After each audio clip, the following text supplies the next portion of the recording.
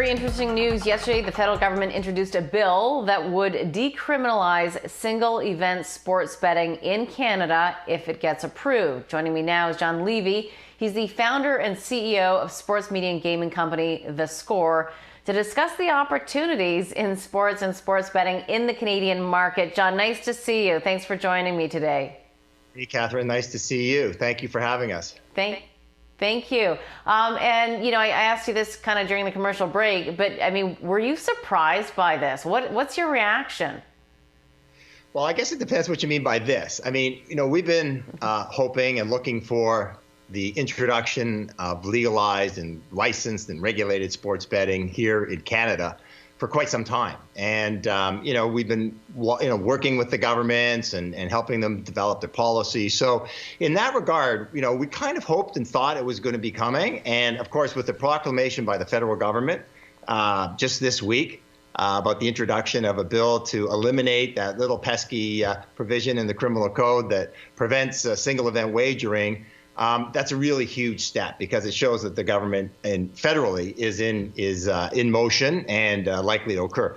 Provincially, our premier has been working towards that for quite some time. So this sort of rounds out the picture. And, you know, from our perspective, from the Score's perspective, this is something that we've been hoping for and working towards for a long time. As you know, we're already launched a Score bet in the U.S. We're active in 3 states now, a 4th state coming.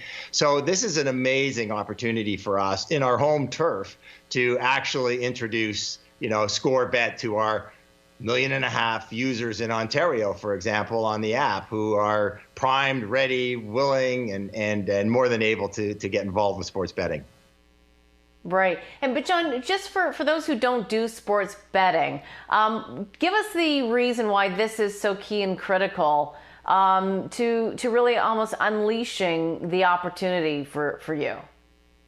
Well, listen, you know, our media app's been around for a while, and people up here know us. You know, we had our TV network, TheScore, which was crazy popular. And, you know, before we sold that to Rogers, we sort of incubated our digital world with the TheScore app. And, you know, the TheScore app is clearly took on the same sort of approach to sports that the TV network did, which was an open and authentic approach to sports. And if you're honest and open about sports, then sports betting has always been a part of it. So our whole approach in the TV network and our app is to, give people the data and the content and all the information that they need. And in Ontario, particularly, and in Canada, people have been betting on sports, you know, offshore and in gray markets, and now it's finally coming home to roost. So now they're going to be able to not just take our data and content, but they're going to be able to take that and they're going to actually see it in a real integrated fashion where sports betting will be part and parcel of their whole Score experience. And that's one of the things that really separates us from all the other companies. And we're going to be competing with everybody. I'm sure the other guys are going to be coming in. But our leg up here is that people know us, they know the brand, and they're already part of our family.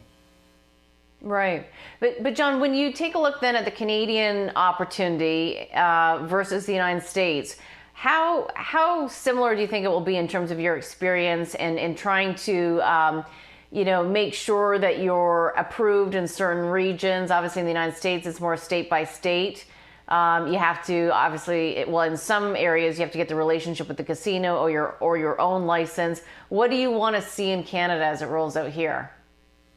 Well, one of the advantages of it sort of being, a year or two after what's happened in the States is that the regulators up here can sort of take a look at what's working and what's not working. Obviously, from our perspective, we'll be able to work under any environment. And, you know, particularly with us, where we're mobile first, which is how over the next number of years and into the future, that's how people are going to be betting on sports. I mean, it's very difficult to do it in any other fashion, especially when you're betting in games. So, yes, you know, in the States, there are some states where there's tethering to brick and mortar, and we do that. In other states, it's a direct licensing. We think in Canada, it's probably going to be a direct licensing model. You never know until it comes out in Ontario.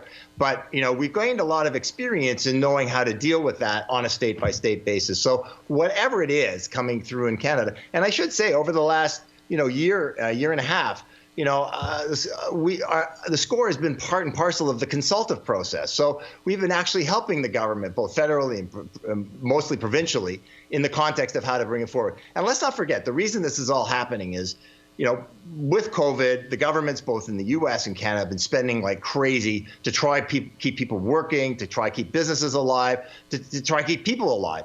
And one of the ways that they're going to be able to recoup some of that money is by tapping into this enormous business. It's, in Ontario alone, the calculations that we've made based on pro formas and looking at what's done in the States. In Ontario alone, we're looking at over the next year or two, it's somewhere in about $1.5 to $2.1 billion of GGR, and that's what the calculation is for revenue. So when you put an effective tax rate on that, there's lots of money for the government to be able to participate in, and I think that's why they're so excited. Plus, they finally get it out of the gray market. Historically, they had no control over that. It's legitimate companies. We're a public company. This is our brand. These are our users. Your best shot at making sure everything is going to be handled properly is when you're dealing with companies like ours. So, and that's probably part of all the leagues now are in effect endorsing sports betting. And that was a big hurdle to getting this all legalized and legitimized over the course of the last number of years. Yeah, no, that's fair. I guess, John, one thing, though, which has been interesting is that people have made the economic case as to why gambling should be legalized for decades in terms of the tax generation, the revenue side for a government. And quite frankly, I still think it's been really slow to roll out in the United States versus, what we're talking about here. I don't know if the pandemic's going to speed it up. Maybe it will. Maybe that's the catalyst.